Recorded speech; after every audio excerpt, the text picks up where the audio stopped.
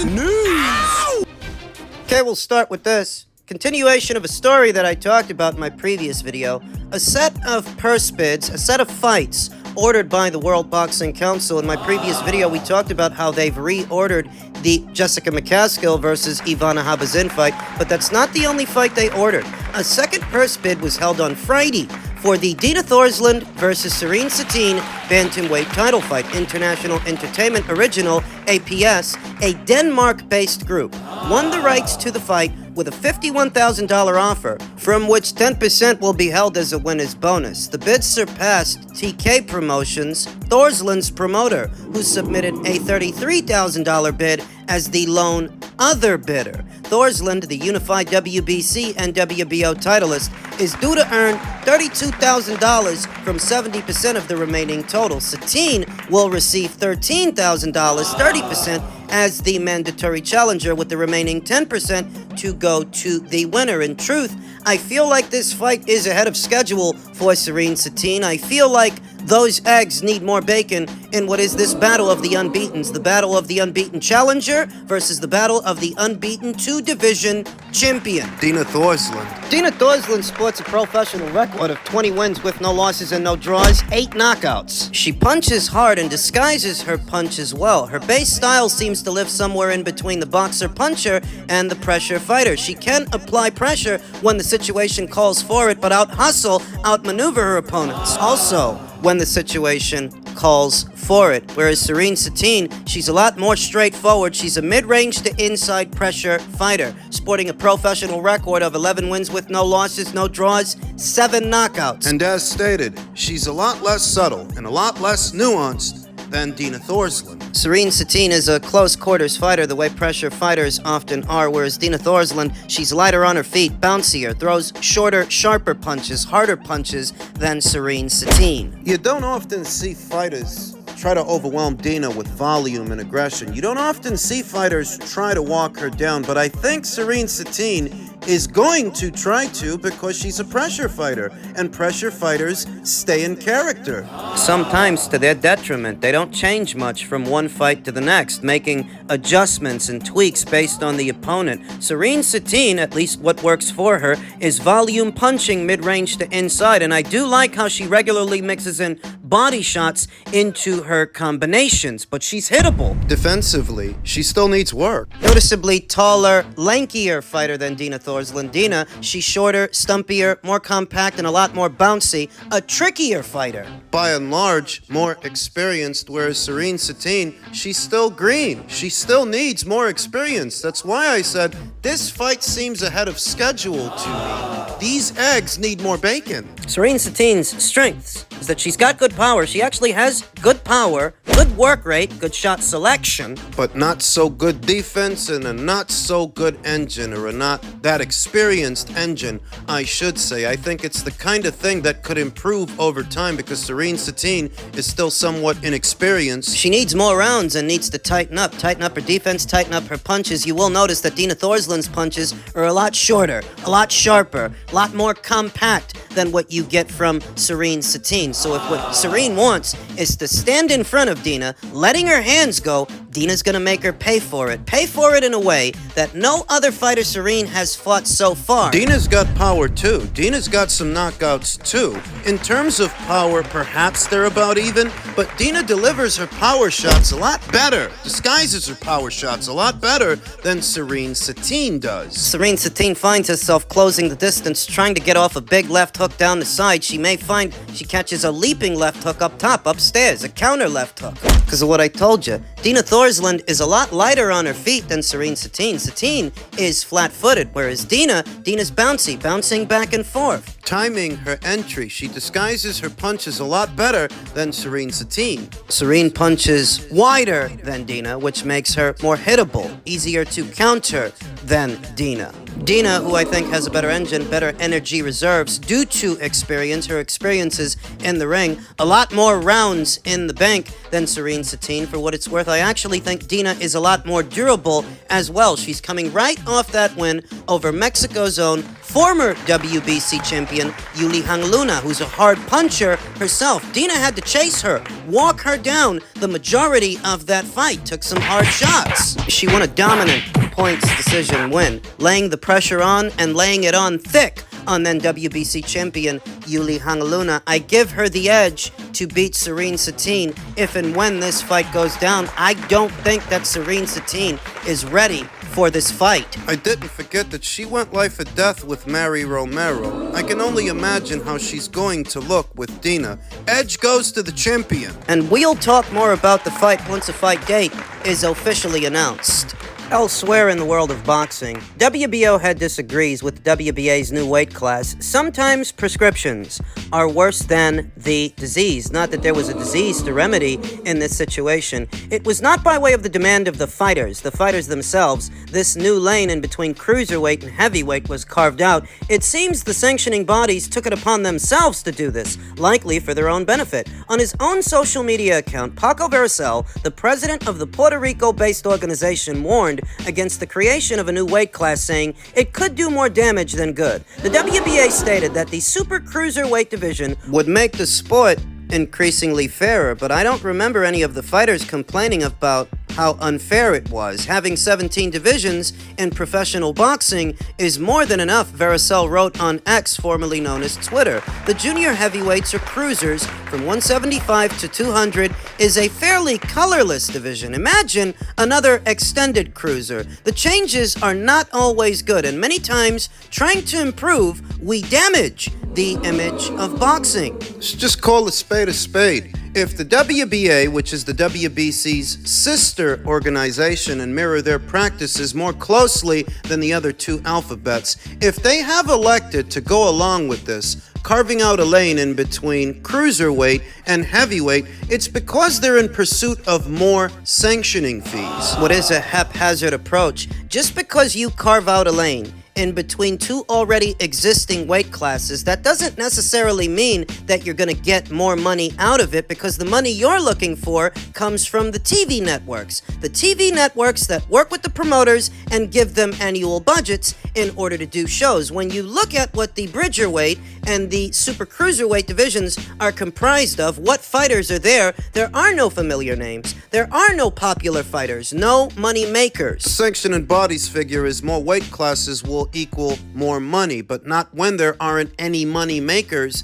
in that new weight class. And in a reply to the WBA's official post about their announcement, Vercel wrote, "My friends, sometimes prescriptions are worse than the disease. The WBA's decision ironically comes at a time when it has tightened up the number of title belts it offers in each division. The WBA has been strongly criticized for watering down the sport because of the dizzying number of interim titles it offers, and where they've minimized the number of titles they have in circulation, they look to maximize the number of weight classes there are in the sport." Get the money they're now missing out on that way. Though, as stated, it's a haphazard attempt to get at more dollars, because simply carving out a new lane doesn't mean you're going to come into new money. All you're doing is dividing the existing pool of fighters at cruiser and at heavy, thinking it'll bring you more money, when in reality, unless these guys are fighting on TV, unless these guys at Bridgerweight and Super Cruiser, whatever you want to call it, if they don't have a major promoter behind them and they don't have money coming in, you're essentially drawing from the same pool. The pool that was already there. And what's there?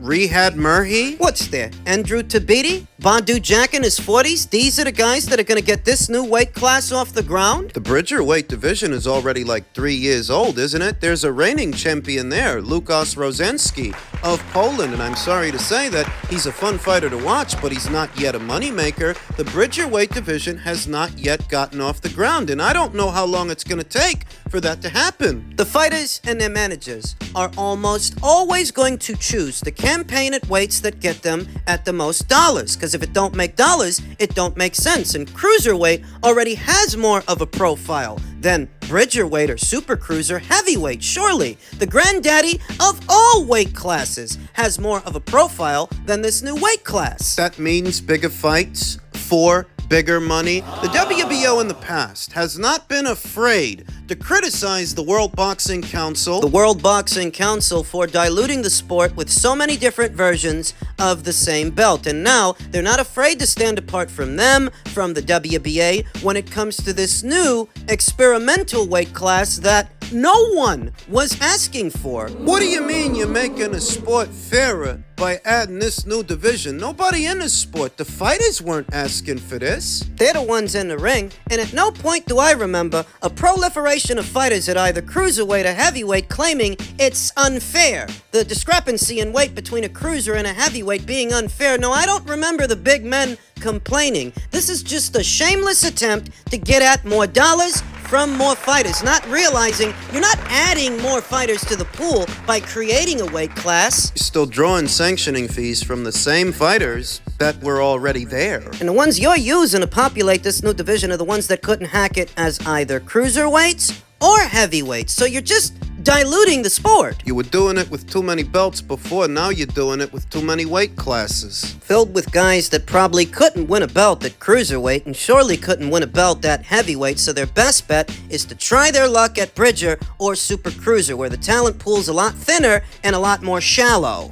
Regardless of how they might feel about it, this new division don't get off the ground unless somebody who can generate some dollars starts to campaign there. That's the lifeblood of the sport, not how many cockamamie ideas the WBC and the WBA can come up with. Finally, men's super middleweight news. David Benavidez, on the heels of his big win over Demetrius Andrade, says, "I feel Canelo needs me." I think, given David's pay-per-view numbers, the ones he put up with Caleb Plant, the more recent ones he put up with Demetrius Andrade, I think it's David that needs Canelo. And the clock is ticking because he can't keep making super middleweight forever. It feels like he's been there forever to a certain extent. Canelo Alvarez moves to the beat of his own drum, the way any cash cow moves to the beat of their own drum. The perpetual call-outs no longer annoy him, and the verbal threats are something he simply ignores. But while Alvarez firmly believes that he's reached a point where he doesn't need to prove himself to anyone, Benavidez doesn't share that belief. Until he proves that he can beat him in the ring, Benavidez is convinced that Alvarez's name will be dragged through the mud. By who? The few people that actually bought your fight? That vocal minority? "I feel like Canelo does need me," Benavidez told Pro Box TV. If he really wants to cement his legacy and make big fights happen, at the end of the day, he's fighting for money too. He gets paid a lot. I think if he wants to keep getting paid like this, then this is the biggest fight to make.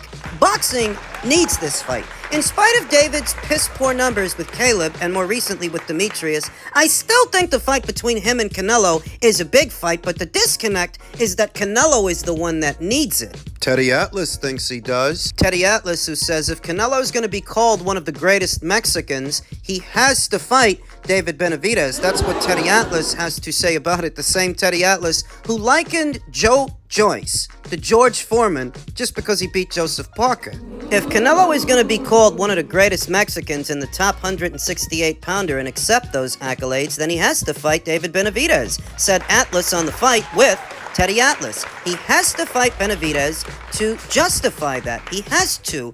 And what you see from Teddy is an uneven perspective, which isn't even uncommon from Teddy. You know, he could never give Anthony Joshua, a two-time unified heavyweight champion who fought and beat more top 10s than Joe Joyce. Joe, who he was very high on up until he ran into Zhilei Zhang. You notice that with Teddy, there's always a recency bias. Whether you're talking about his recent affinity for Joe Joyce that is now dissipated, or his recent affinity for David Benavidez, just because he's making waves now. Need I remind you that David has been at this weight for a very long time. He's been there long before Canelo arrived. at 168. And by all rights, it should have been David that unified this division, but it wasn't. And he's been there through 2 separate cycles of world champions. Didn't unify with a 1, but Teddy feels that Canelo's legacy is contingent upon him fighting David. Canelo Alvarez could retire right now, having not fought David Benavidez, and he would still be a first-ballot Hall of Famer and considered one of the finest fighters that Mexico has ever produced. All without fighting David, and don't misunderstand me, I'm not poo-pooing on that fight. I want to see that fight. And I believe it's going to happen. I believe it's going to happen next year. Forgive me if I'm pointing out Teddy Atlas's recency bias and how all it really is a reflection of the vocal minority. Because the majority of people already feel Canelo's one of the best fighters Mexico ever produced. Could Benavidez have success employing the same game plan he just used on Demetrius Andrade? You'll find that Teddy's evaluation of the fight is a lot more sensible than his evaluation of David. David's relevance to Canelo Alvarez's legacy. Canelo's legacy is already sealed. His ticket, his Hall of Fame ticket, is already punched. With or without David. Now what Teddy's saying about the fight, the actual fight and the fight itself, is that David will have to be wary of the firepower that's going to be coming back at him from Canelo. He can't just walk forward the way that he did with Andrade. The punches that will land on him will have more consequence. They will have more impact. If that doesn't sound familiar to you, that's what I've been saying the whole time. You can walk down and unload on guys like Caleb Plant and Demetrius Andrade, because these ain't power guys and they ain't durable like Canelo or as experienced as Canelo. Teddy's evaluation of the fight is a lot more sensible than his evaluation of the situation. I'm telling you that Canelo could retire right now. His ticket to Canastota is already punched without David. To say that any aspect, any portion of Canelo's already existing legacy is contingent upon him fighting David is discounting everything he's already done. And what has he done? He's been a champion at 4 weights. Currently, he's taken more belts from more belt holders than any active fighter here today. And you're marginalizing that due to your own recency bias. What can only be described as a recency bias to the new, shiny, unbeaten fighter that starts making waves. In this instance, it's David. Before that, it was Joe Joyce. He couldn't say anything good about Anthony Joshua. He couldn't give that guy his flowers, even though he had already proved a lot more than Joe Joyce. With Joe, he didn't hesitate to praise him, and look at how that turned out. Do you think that Joe Joyce is going to have the same career that Anthony's had so far? And what about David? Do you think that David's going to have the same kind of career that Canelo has had so far? No, I don't. I don't even think he's having the same super middleweight run as Canelo Alvarez, let alone the same kind of career. What it is with Teddy and anybody like him is they're slaves to the moment. That's where the recency bias comes from. That's how it starts. It doesn't come from a logical place, a sensical and sensible place. It comes from emotion. Raw emotion. What he's saying about Canelo and David is tantamount to saying that Sugar Ray Robinson isn't thought of as an all-time great just because he didn't fight Charlie Burley. We all know that's not the case. Sure, I want to see Canelo Alvarez fight David, but it really isn't the end of the world or his legacy if he doesn't.